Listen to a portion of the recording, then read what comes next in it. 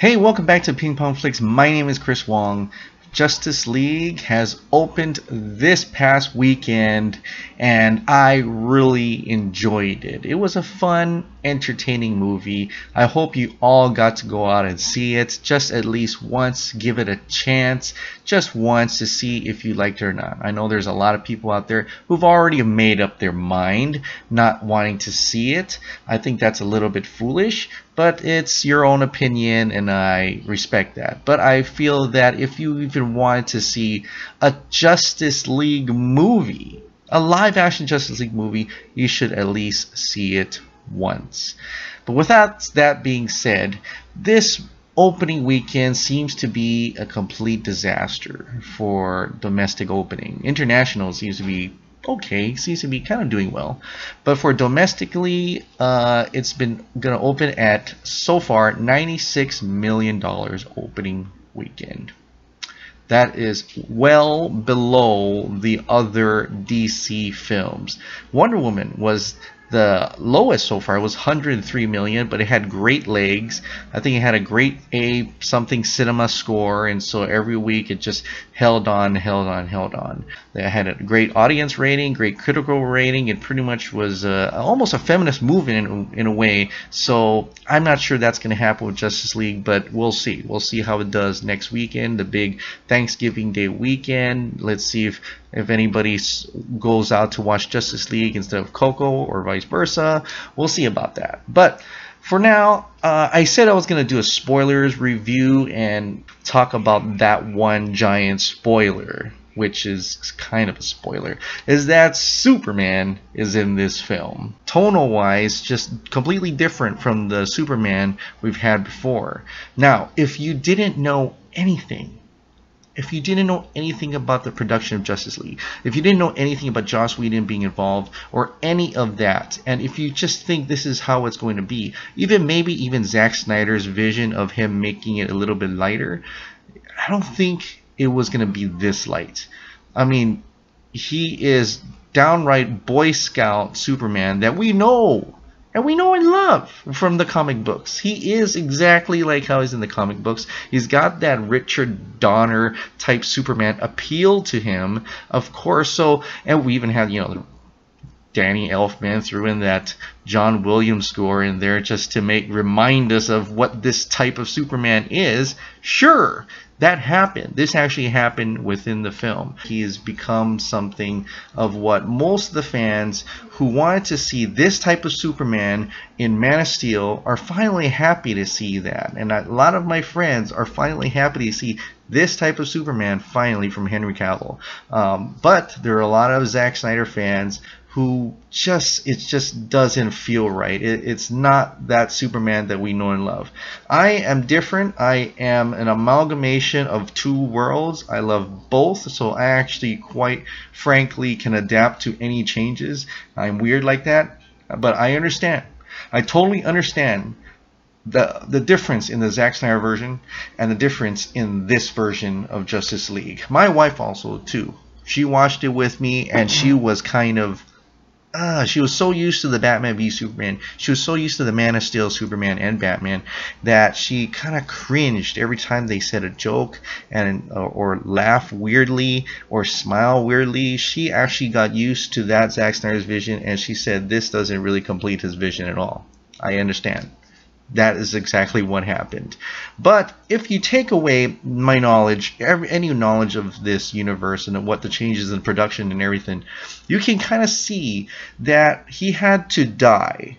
Superman died in Batman v Superman, was reborn again, and reminded of how great life is. He is so happy that he has become this type of nice guy Boy Scout that the Superman in the comics. So if you look at it that way, it actually completes his arc.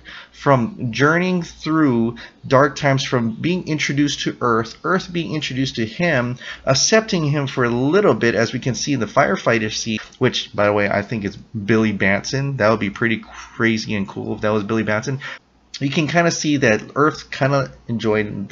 They were okay with him saving people, and then the politics got in the way, and they started hating on him, and his emotional capacity has lowered. He's become more depressed, and so that affected him, and in that way he was for sure like ready to sacrifice himself for the world. He was that much not into life anymore. It was almost suicidal on what he'd done just to protect his love, to protect his world, but it was almost suicidal. And into that effect, he now reborn. He's happy to see Lois Lane. He's happy to see his mom. He's happy to be alive. He's looking out in the sun, in the field, and he's super happy to be alive. And that's why he's a more happy and hopeful Superman. That's if you don't know anything about the changes that were made. But if this was the case, I think Zack Snyder would have done the same thing. I think he would have approached it not exactly this in terms of the dialogue and things that he chooses in the dialogue, but in terms of how he's a little bit more uplifted, a little bit more happy to be alive, a little bit more happy to work with others, and also that the Earth would see him return and finally be happy to have him return, because the Earth has gone into a darker place since he was gone. So I think there was an original vision that Zack Snyder had for this, where it shows the world being dark without his involvement and become brighter with his involvement.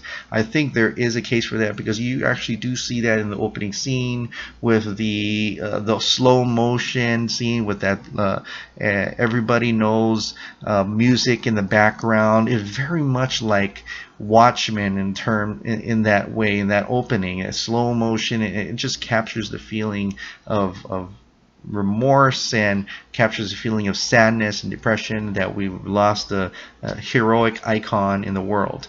And so I think if Zack Snyder had finished what he's done, it would have had a better effect on capturing that as a whole. Towards the end, it actually comes at full circle, making everybody happy again to have him back. But unfortunately, this is the movie that we got, and this is what we have to work with. Superman is back. His arc is finally complete. If anything at all, that is what actually makes me a lot happy. To see him happy to be alive, happy to be with his mom again, happy to be with his soon-to-be wife, and just in general, just to be alive, just to see that all that depression, all that hate from all the people in the world, all those people, even non-fans of the Man of Steel actually like him now. To see that all come to an end in Justice League, I am happy for that in his arc. So for me, Superman completed his arc. This is his trilogy: Man of Steel, Batman v Superman, and finally Justice League. It's a good thing though, because it actually closes up Batman's arc as well. It closes up the fact that he was so guilty of killing or hurting Superman, and in a way created the weapon that would be Doomsday's demise, but in a way that Superman used it and died himself. So instead of focusing on Lex Luthor, he was focusing on Superman and created the whole mess, and so he felt guilty. In a way, he had blood on his hands. Even though Wonder Woman told me he shouldn't be guilty, he still felt that way. Little bits of hints of it, and after multiple viewing, you can actually see that he is so guilty enough that he was willing to sacrifice himself at the end of the film. He was willing to get that audible siren thing to get all the parademons coming after him while the Justice League do their thing. Of course, Wonder Woman was not going to let that happen, and she wasn't going to let that happen, and she wants to get him back. She wants him to work as a team. She's leading him now. She's like, you don't get to sacrifice yourself, buddy. Okay, we're gonna work together as a team. And so that was kind of the arc. It's very subtle, and most people won't even see that, but I saw it after multiple viewings, and I think that was terrific that he would be doing that. He was so guilty that he was willing to do anything he could to get him back, Superman back, because he felt Superman is much more human than he was, is maybe a bit better to lead this team, to be a part of this team than he was, because he himself feels like a murderer, even though he kind of killed some people along the way. But so in the end, he was happy to have him back. And there's some great moments here. One was the Bruce and Diana moment, but the other moment was at the end. It's very small, but it's when he bought the bank that bought the house, and it's just a small moment of Clark and Bruce together, and you can tell that was a Zack Snyder shot moment. Bruce was a much more serious Bruce, and the Bruce you see in Batman v Superman, and Clark was the Clark, of course. He didn't have the mustache and anything, so that was a great moment right there, and I'm glad they were able to show that, because he's trying to give back. He's trying to do anything he can to help this guy out. And sorry I hated on you. I'm sorry, I just didn't realize you had a family, and you're more human than I am. Got a family, I got some love, you got a job, you know, things like that. So I'm glad for that little moment, and that just closes up Batman's arc, that he does need to work with others. He can't live in the past. The other one is Wonder Woman. Wonder Woman also closes up her Gap arc, even though it's kind of interesting in a way, because I know Gal Gadot has come out and said that the one thing they're retconning is that she didn't do anything for mankind for a century.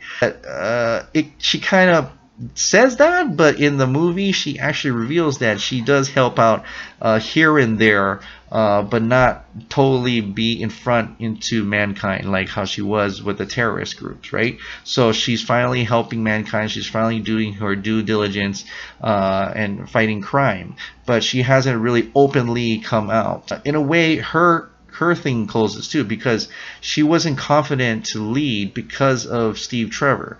I guess she felt also guilty that she lost a person in her team. You know, it's almost like Batman. They both lost somebody that they shouldn't have. They felt that they shouldn't have lost on their watch. So I believe her arc also came to a complete close, and she's willing to work again as a team, willing to work as one of the leaders, and I think that was wonderful as well. Yes, we introduced a lot of 3 other characters in it, but I felt it's a closing of these 3, the Trinity, the closing them up and finally bringing them to the comic versions of themselves.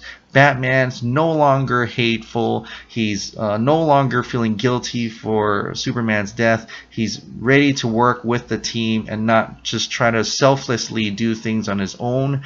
Wonder Woman finally can put Steve Trevor back in the past and finally confident to lead a group again without worrying about a death in her league.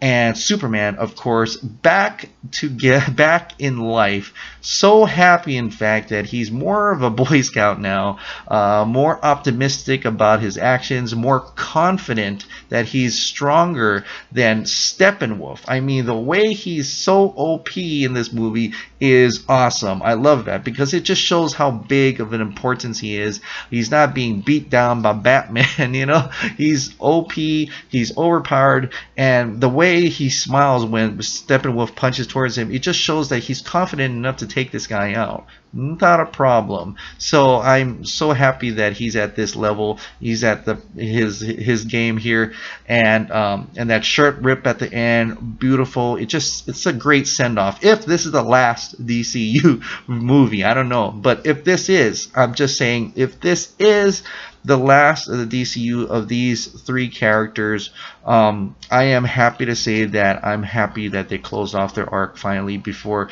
without leaving something open-ended. If at anything, at least they went through and closed it off, this universe well, closed off these arcs, and I'm happy to say that I'm pretty satisfied with how this came out.